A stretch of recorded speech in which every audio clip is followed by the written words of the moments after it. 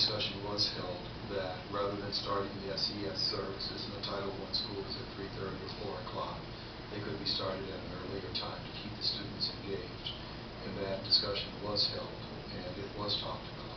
And I'm sure the building principals will entertain such a thought. I will tell you that I have a great deal of confidence in the building principals and the teachers to utilize the time in the most effective way.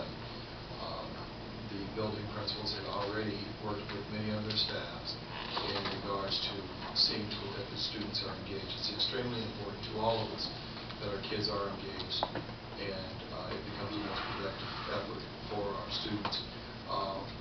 We have identified many things that will be taking place, and we will bring that forward to you very, very shortly in regards to what those days will look like. I will tell you that we've been having ongoing meetings and developing the structure, because part of the research says, for those who want to look it up and see how these days are used across the country, when we talk to the executive director for the National Staff Development Council, we've been in consultation with her in Texas. She informed us very quickly, unless those days are structured and they are monitored and evaluated on a weekly and monthly basis, their effectiveness is greatly reduced. And it's critically important for us to have this to be effective. So we are in a place of doing that. There's a lot more that I'm not saying that I want to bring forth when the time comes, which will be very short. Yes. Oh, I'm sorry. Have you decided on 60 or 90 minutes yet? We're working on that, and that should be resolved this week. As to whether or not we'll meet the full 90 minutes. But there is a team that has been working on this, and either tomorrow or Wednesday we'll have that resolved this week. Thank you, Dr. Florence. I'm glad to hear that we do have state approval. I also respect Mrs. Spangler's comments, because I think more than most of us, she's been a proponent of this process for some time. But I think the significant number of questions she raised, she made the comment about there's no reason to hold off. And I come back, I think the reason to hold off in my mind is that we are, in my estimation, hastily implementing this, and it could lead to problems. But I hear, Mr. Henn, I hear you say you've got an outsider looking in, and I'm grateful for that. I think that's definitely necessary. But I think the community would have a lot wider buy-in. They'd have a lot more time to plan and adapt to this significant change. We've got 6 or 7 weeks till the school year begins, and there's just so many unanswered questions. And I think to my comments from 2 board meetings ago, what I want more than anything is for us to work collaboratively with our teachers and do away with what I view as an hourly mentality in the contract. And I was hoping Mrs. Spangler might be able to procure a contract from Round Lake or wherever that is. I'd like to look at it and see how it differs from ours.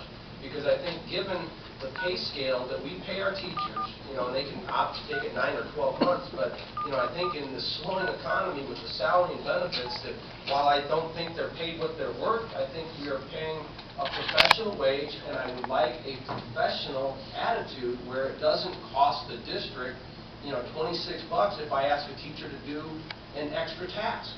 It's because I'm a professional and it's good for the students. Let's sign up. And what I've heard from the podium is the seemingly willingness from some of the union leaders, both past and present, to be collaborative.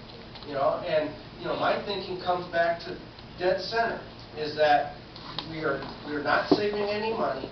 We are all collectively wanting collaboration, but yet we're cutting the time our students are in school, which I just don't view as beneficial. So I truly wish that while we could put the collaborative spirit and the collaborative structure in place, that it doesn't necessitate a contract that's so restrictive in the language. And I know I'm not in the minority, and we signed off on the board policy where I'm going to work through proper channels, but to use an old expression I heard often, by golly, it just doesn't seem like the right thing to do.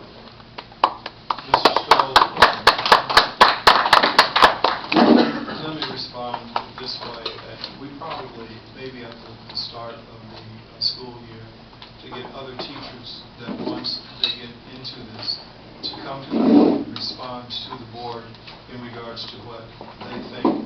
I think in one of your Friday letters, probably maybe 2 or 3 weeks ago, I put in there some of the responses that I received from teachers. It was running probably 10, 15 to 1 for it in regards to doing this. Here's the issue that I personally face, and I've been trying to do this for many years, is provide time for the teachers. And I know it does not make sense to those who heard me say that I want a longer day and I want a longer year. To do that is what you alluded to by saying it costs more money to do that. It costs more money. Now, I'm speaking on behalf, and I can say this with a great deal of comfortability. I bet you if you were to put the 1,000 teachers that are in this school district together in a room, and you ask them to vote, if they could have time to do what we're getting ready to do for the primary school teachers, I think the vast majority of them would say this is what they need to do.